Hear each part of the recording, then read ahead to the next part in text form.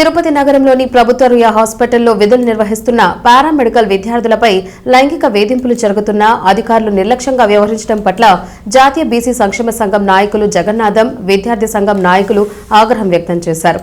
హాస్పిటల్లోని lab టెక్నీషియన్లు విద్యార్థుల పట్ల అసభ్యకరంగా ప్రవర్తించడంతో విద్యార్థుల సంబంధిత అధికారులు దృష్టికి తీసుకువెళ్లినా న్యాయం జరగలేదని బీసీ సంఘాలు, విద్యార్థి సంఘం నాయకులు మండిపడ్డారు.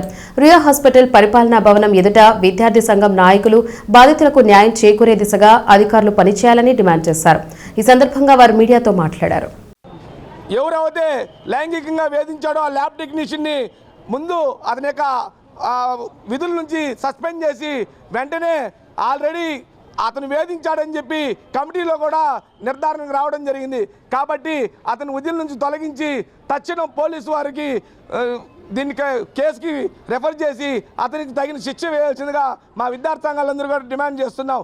దీనిపైన రాష్ట్ర ముఖ్యమంత్రి వర్యులు, ఉప ముఖ్యమంత్రుల వారు కూడా స్పందించాల్సిందిగా మా యొక్క అఖిలపక్ష విద్యార్థి సంఘాల తరఫున డిమాండ్ చేస్తున్నాం. ఆంధ్రప్రదేశ్లోనే ఈ తిరుపతి పవిత్ర క్షేత్రంలో, పుణ్యక్షేత్రంలో భగవంతుడి సన్నిధి పాదాల దగ్గర ఈ ఉన్నటువంటి రొయ్య హాస్పిటల్ మనం వెళ్తే న్యాయం జరుగుతున్నటువంటి ఎవరైతే తన ఆరోగ్యపరంగా ఎవరు మనం ముందుకు వెళ్ళాలంటే అన్ని హాస్పిటల్ కన్నా ముఖ్యంగా ముందుకు మనకు గుర్తొచ్చే హాస్పిటల్ రొయ్య హాస్పిటల్.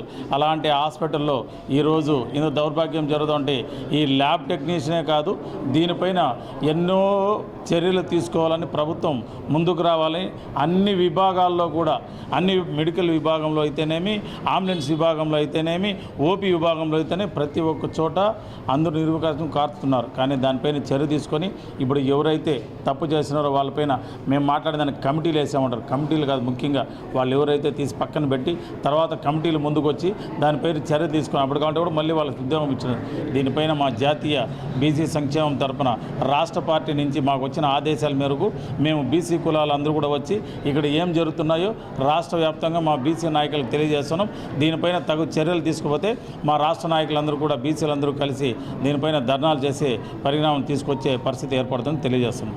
ప్రపంచ ప్రఖ్యాతిగాంచిన ఈ తిరుపతిలో ఈ రియా హాస్పిటల్లో జరిగినటువంటి సంఘటన 2 రోజులుగా విద్యార్థుల్ని మానసికంగా హింసిస్తున్నటువంటి విషయం తెలిసిందే.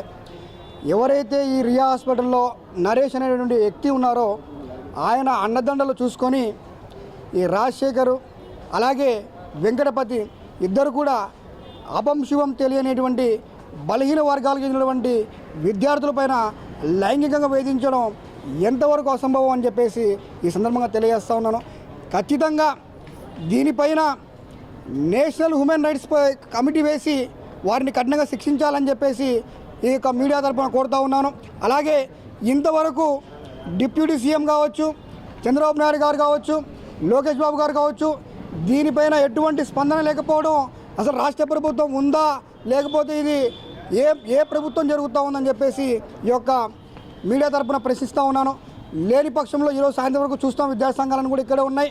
త్వరగా వారిని సస్పెండ్ చేసి చట్టపరమైనటువంటి శిక్షలు అమలు చేస్తారా, లేకపోతే సాయంత్రం లోపల రాష్ట్ర వ్యాప్తంగా ఈ యొక్క ఇష్యూని పెద్ద ఎత్తున తీసుకెళ్లి విద్యార్థి లోకానికి న్యాయం చేసేటువంటి దిశగా మా విద్యార్థి సంఘాలన్నీ కూడా ముందుకెళ్తాయని చెప్పేసి ఈ యొక్క మీడియా తరఫున తెలియజేస్తూ ఉన్నాను. Thank you.